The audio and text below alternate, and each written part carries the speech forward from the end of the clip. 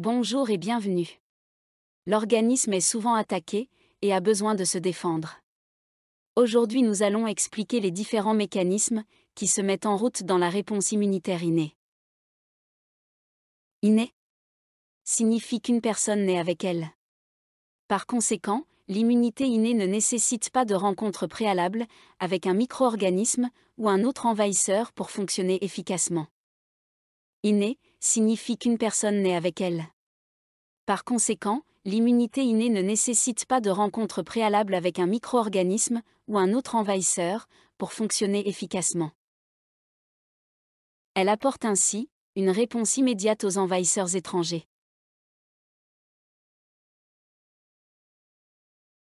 Toutefois, ces composants traitent l'ensemble des envahisseurs étrangers de manière similaire. Ils ne reconnaissent qu'un nombre limité de substances d'identification, c'est-à-dire les antigènes, présents sur de nombreux envahisseurs étrangers. Contrairement à l'immunité acquise, l'immunité innée ne garde pas en mémoire ses rencontres, ne mémorise pas d'antigènes étrangers particuliers, ni ne maintient sa protection contre de futures infections. Les globules blancs impliqués dans l'immunité innée sont les monocytes, qui se développent en macrophages, les neutrophiles, les éosinophiles, les basophiles, et les lymphocytes natural killers. Chaque type de cellule a une fonction différente. Les macrophages se développent à partir d'un type de globule blanc, appelé monocyte. Les monocytes deviennent des macrophages lorsqu'ils passent de la circulation sanguine au tissu.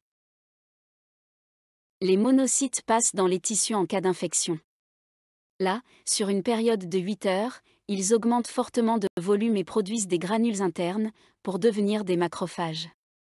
Les granules sont remplis d'enzymes et d'autres substances qui contribuent à tuer et digérer les bactéries et les autres cellules étrangères. Les macrophages restent dans les tissus, ingèrent les bactéries, les cellules étrangères ainsi que les cellules lésées et mortes. Le processus par lequel une cellule ingère un micro-organisme, une autre cellule ou des fragments cellulaires, est appelé phagocytose, et les cellules qui ingèrent sont appelées phagocytes. Les macrophages sécrètent des substances qui attirent les autres globules blancs vers le site d'infection, aident également les lymphocytes T à reconnaître les envahisseurs, participant ainsi aussi à l'immunité acquise. Les neutrophiles, type de globule blanc le plus courant dans la circulation sanguine, font partie des premières cellules immunitaires à défendre l'organisme contre l'infection. Ce sont des phagocytes qui ingèrent les bactéries et les autres cellules étrangères. Les neutrophiles contiennent des granules qui libèrent des enzymes contribuant à tuer et digérer ces cellules.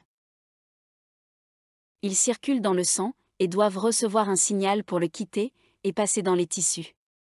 Le signal provient souvent des bactéries elles-mêmes, des protéines du complément ou des tissus lésés, qui produisent tous des substances attirant les neutrophiles vers la région affectée.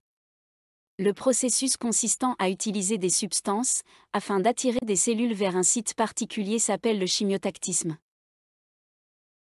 Les neutrophiles libèrent également des substances qui produisent des fibres dans le tissu environnant. Ces fibres peuvent piéger les bactéries, les empêchant ainsi de se disséminer et facilitant leur destruction.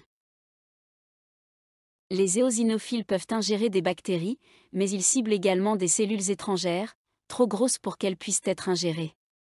Ils contiennent des granules qui libèrent des enzymes, ainsi que d'autres substances toxiques, en cas de rencontre avec des cellules étrangères. Ces substances percent les membranes de la cellule cible. Les éosinophiles circulent dans le sang. Cependant, ils sont moins actifs contre les bactéries que les neutrophiles et les macrophages. L'une de leurs principales fonctions consiste à se lier aux parasites, contribuant ainsi à les immobiliser et à les tuer.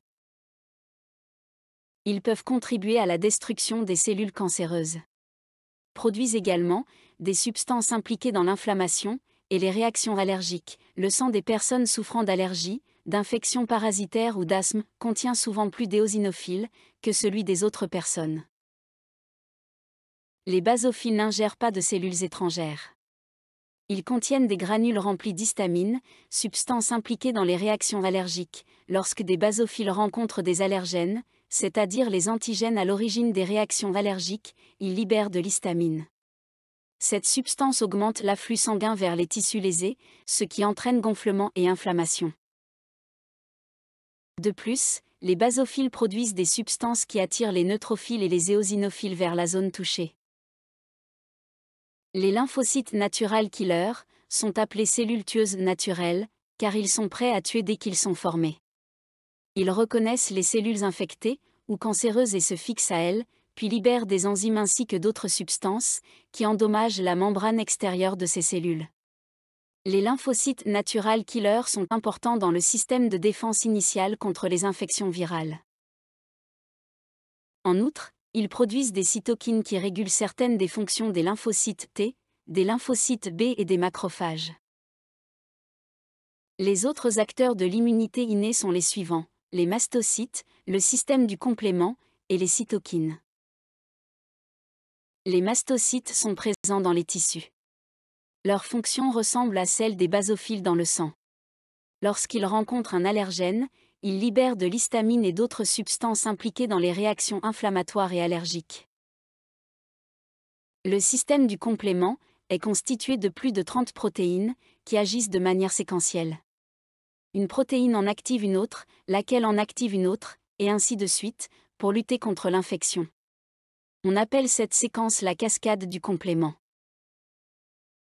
Les protéines du complément assurent de nombreuses fonctions dans l'immunité innée aussi bien que dans l'immunité acquise. Telles que tuer directement les bactéries, contribuer à leur destruction en se fixant à elles, facilitant ainsi leur identification et leur ingestion par les neutrophiles et les macrophages.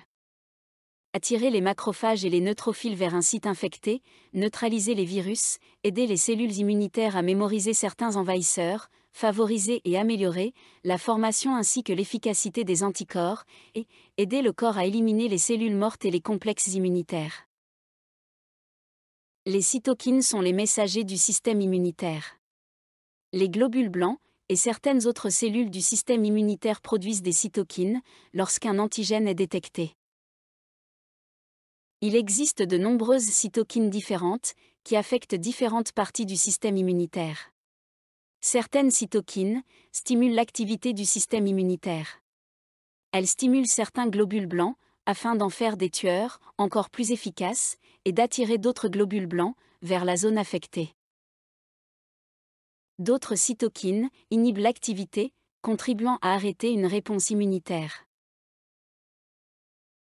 Et certaines cytokines, appelées interférons, perturbent la reproduction, c'est-à-dire la réplication, des virus. Les cytokines jouent également un rôle dans l'immunité acquise, que nous expliquerons dans la prochaine vidéo.